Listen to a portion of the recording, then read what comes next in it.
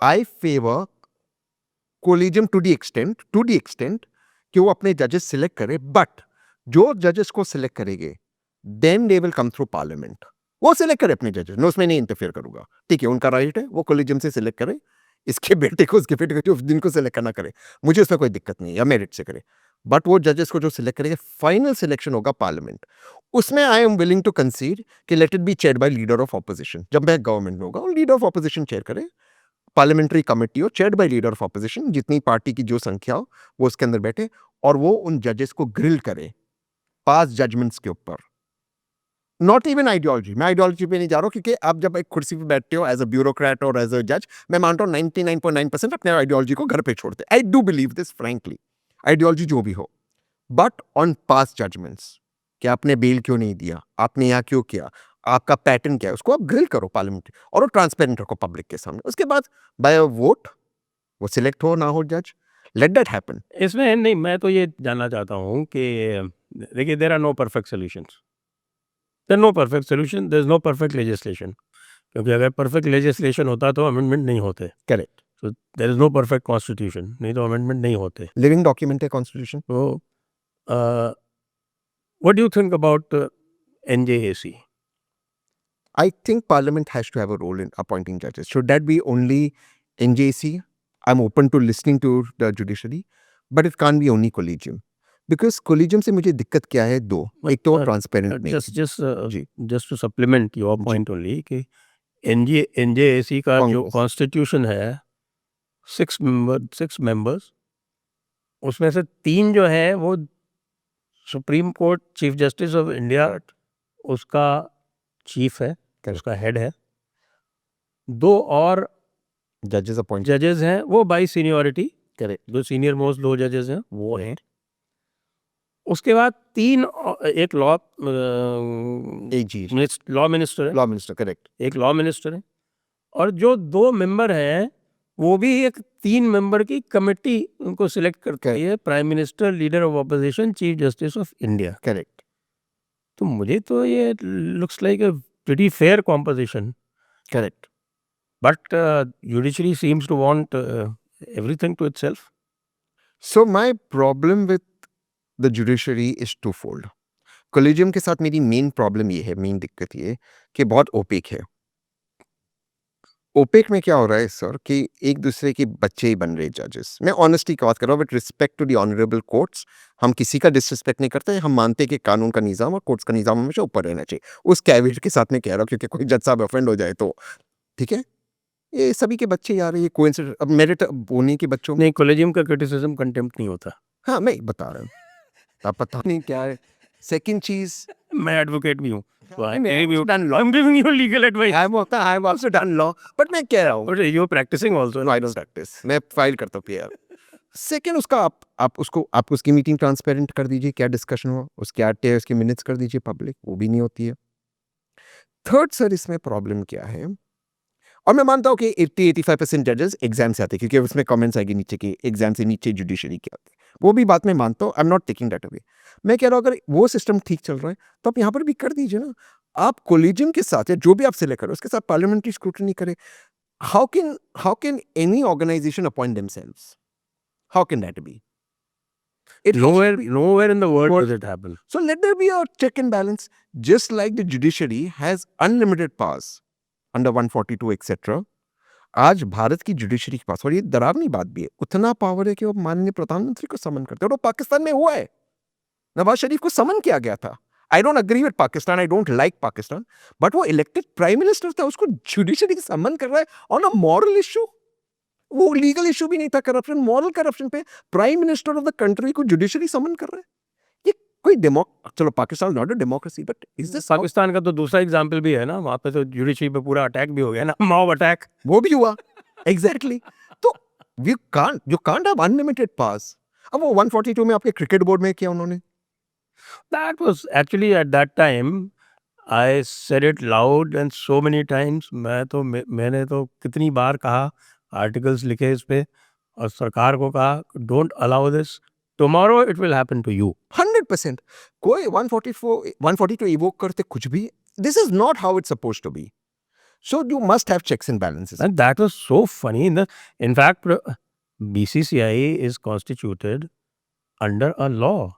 Societies Act में registered है वो. So it is actually functioning under a proper legislation. Right. You don't address that legislation and you say no. Yeah. You will act according to what I say. That was total dictatorship. I don't know. It was a judicial dictatorship, nothing else. Misuse of And not only that, Mr. Lodha, Justice Lodha, जो कि बनाए गए थे उसके all in all, he also put in a clause that the amendment cannot happen without the leave of the Supreme Court. You took away the sovereignty of the house. Can you imagine? How can you do this? And the BCCI has been going to them time and again कि भैया इसको तो हटाओ. You are not an executive organ. ये तो हमारी power है. How can you usurp this power? Tomorrow they can do this to the parliament. It's happening. Assemblies में हो रहा है. मैंने कमलनाथ जी को बताया था. ये बात मैंने कमलनाथ जी के साथ, इनफैक्ट मैंने उनके साथ ये बात की थी एक फ्यूनरल में. हम लोग बाहर आए थे, हम ये बात कर रहे थे, मैंने उनको बताया था. And couple of other people also have discussed this. So BJP senior leaders, with respect to the honorable courts, Speaker is the master of the house. Chief minister भी आते हैं, मैं असेंबलीज की बात करता हूँ, या प्राइम मिनिस्टर पार्लियामेंट में, स्पीकर के सामने उनको झुकना पड़ता है. आप स्पीकर को हिदायत दे रहे हो कि उसका हाउस कैसा चलाना चाहिए. कल अगर मैं स्पीकर हूँ और मैंने माननीय सुप्रीम कोर्ट के या हाई कोर्ट के जज को कह दिया भाई कोर्ट का फैसला 3 दिन में कीजिए वरना आइए मेरे हाउस में, एक्सेप्टेड होगा? हल्ला हो जाएगा ना देश में. फिर आप असेंबली को कैसे कह रहे हो how the house should function? How is that acceptable? वैसे इसमें मुझे लगता है पार्लियामेंट और स्पीकर्स की भी गलती है. कंटेम्प्ट की पावर तो उनके पास भी है.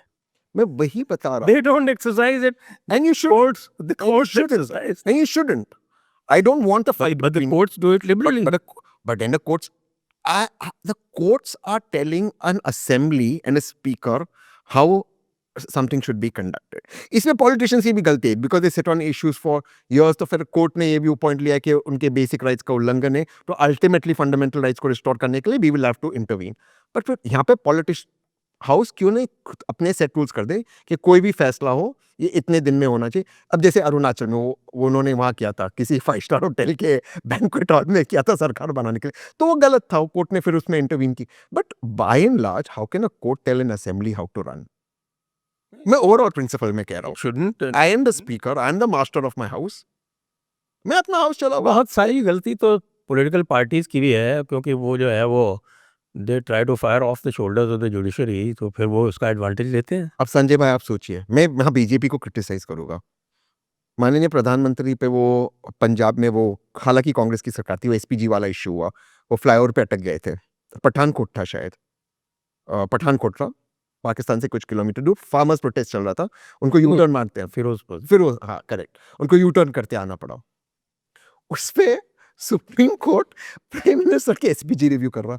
With respect to the honourable जजेस, क्या एक्सपर्टीज है उनकी? With respect.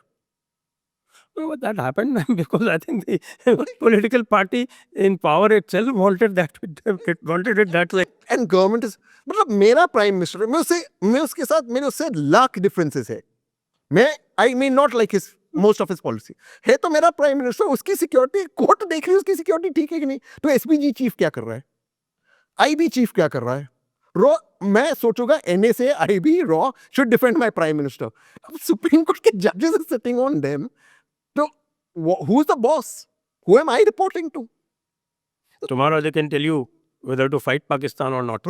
वो होगा, कोई पेटिशन डालेगा not to go to war, please human rights don't fire. And some judge may even entertain it. वो कोई तो सुओ मोटो भी कर सकता है. आजकल तो सुओ मोटो का भी जमाना आ गया. So this is very scary. I am more for independence of judiciary than anybody else. Like I'm saying, let it be selected by leader of opposition, let there be collegium plus parliamentary, जो भी procedure हो. But there must be that Lakshman Rekha maintained. It should not be a cozy club. No. And a Lakshman Rekha must be maintained.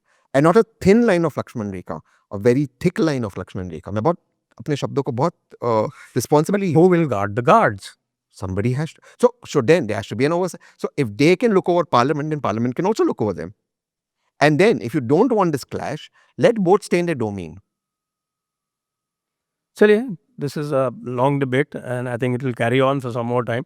especially after World Notes. I hope CJ नहीं, but उसमें आई praise CGI Khanna, उन्होंने video को किया बाहर, उन्होंने उनका आप क्या पता है वो आप तो प्रेज कर रहे हैं, हमने भी प्रेज किया था, लेकिन there is a virtual revolt within the judicial community. I know the internal things, there are two clubs, अब उसमें हम नहीं जाएंगे ज्यादा डिटेल में, बट अब आप सोचिए, when the CGI does give permission for the FIR to be named, FIR तो हुआ है, जब नाम ऐड होगा, जब वो CGI के परमिशन से ही हो सकता है. हालांकि ये मुझे समझ में वापस नहीं आता, एक थोड़ा एक इंटेलेक्चुअल है कि अगर एक FIR हो रहा है और एक इन्वेस्टिगेटिंग ऑफिसर इन्वेस्टिगेट रहा है, तो chief justice of supreme court नाम के लिए हाँ कैसे दे? मतलब फिर वो आयोग का पावर क्या है? बट चलो ठीक है, वो तो जो चलो जुडिशियल ओवररीच है, वो वीरा स्वामी वाले केस में उन्होंने अपना कर दिया, मैंने अपने को प्रोटेक्ट कर लिया गया. हम protected, we have got an immunity not through parliament, through our own judicial legislation. तो ठीक है, चलो वो भी आप मान लेते, उसमें वो हो गया. अब दोनों ये फायर ब्रिगेड और पुलिस कोई नहीं क्लेम कर रहा कि हम वहाँ पहले गए, कोई क्लेम ही नहीं कर रहा, क्योंकि फिर उनको आंसर देना पड़ेगा, तो ये सारी चीजें हो गई. अब जब भी उस FIR में नाम होगा, parliament should make an example. वो जस्टिस सेन का हुआ था ना, वो संगत Sen, and both party should unite, both the big parties. मैंने ये बात हमेशा मैं कांग्रेस के लीडर्स को कहता हूँ, और मैं बीजेपी की लीडर्स को भी कहता हूँ, वो दिन दूर नहीं है जब आपके प्राइम मिनिस्टर को समन किया जाएगा. It's not far away. 10 साल 12 साल में ये होगा, किसी भी पार्टी का प्राइम मिनिस्टर हो. और जब मैं गवर्नमेंट में रहूंगा, I don't want my prime minister be summon to court. It has to be very clear that the lines have to be drawn, and let there be an intellectual debate. We are not, it's not one versus the other, it is a evolution of democracy.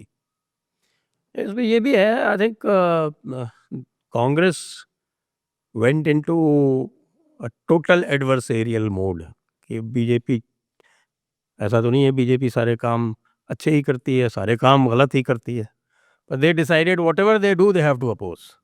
Otherwise, when NJAC was vetoed by the court, struck down by the court, तो उस समय अगर कोई समझदार कांग्रेस का leader होता, I am saying that with in quotes, समझदार leader होता तो दोनों मिलके उसको दोबारा रीइटरेट करके और कुछ और अल्टरनेटिव फॉर्म में, अल्टरनेटिव फोरम बना के कर सकते थे. अभी जब ये बना था तब भी मैंने कहा था यार ये बहुत रिस्की है, आप इतना अमेंडमेंट कर रहे थे तो एक इंडिपेंडेंट फोरम भी बना लेना चाहिए था, क्योंकि जजेस जजिंग देमसेल्व्स और बीइंग जज इन देयर ओन कॉज, आपने तो लॉ पढ़ा है, Correct. जूरिस्प्रूडेंस का पहला प्रिंसिपल यही है, You can't be along.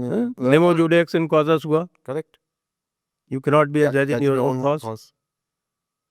तो जब वो पहला प्रिंसिपल ही जुडिशरी वायलेट कर रही है, तो आपको इंडिपेंडेंस गार्ड करनी है जुडिशरी की. इंडिपेंडेंस ऑफ जुडिशरी कॉन्सेप्ट है, इंडिपेंडेंस ऑफ सुप्रीम कोर्ट नहीं है concept. Absolute independence of judiciary, and that will only happen through a mechanism where the judiciary keeps a watch on the executive and the executive keeps a watch on the judiciary, and there has to be a give and take. There has to be a harmonious relationship, not one of domination. आज domination है. आज फिर से मैं कहता हूँ, एक प्रधानमंत्री है, मैं दोबारा से कह रहा हूँ, I mean not agree with everything that Modi ji does.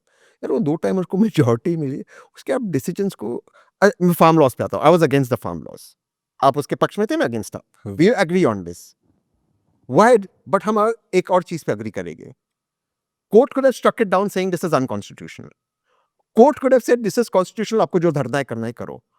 Under what law has the honorable court stayed a law passed by parliament? I want to understand that. What is the power? There is a presumption on the constitutionality of a law passed by the parliament.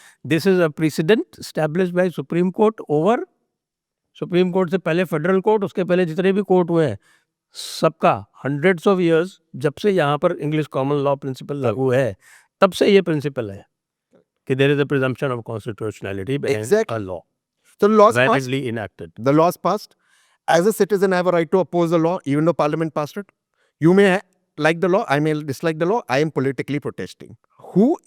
How is the honorable court? The court can say, no, this law passed was absolutely unconstitutional. We are striking it down. It's ultra vires. Fine. I accept. ना करिए, hearing कीजिए, करिए. Or you say, no, the law is fine. आपको जो protest करना जाके कीजिए, हम उसमें नहीं आ रहे. Fine. How can you stay a law? What is staying a law?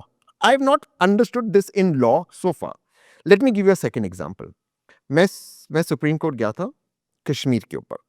Not मैं खुश था, आर्टिकल 370 निकल गया.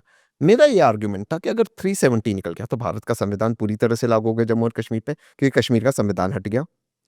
उसके जब कश्मीर का आइन हट गया, भारत का संविधान पूरी तरह से लग गया, article 21 1914 can not B, it's basic structure can not B revoked, तो आप कम से कम इनको लैंडलाइन दे दीजिए।